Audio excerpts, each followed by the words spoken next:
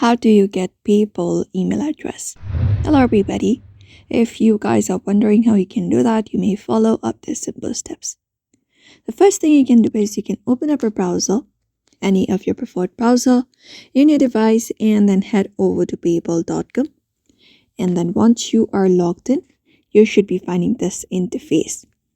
So in order to view your email address, from this section right here, you need to head over to the three horizontal lines at the top left, and then go ahead and open up a menu. Now when your menu opens up, the next thing you can do is you may look for the settings icon at the top from this menu in order to open up your settings. So once you open up your settings here, it will show you different options. In order to view your email address, all you gotta do is simply scroll down and look for the email section. And when you go over the emails, there you can easily find your email address that is associated with your PayPal address.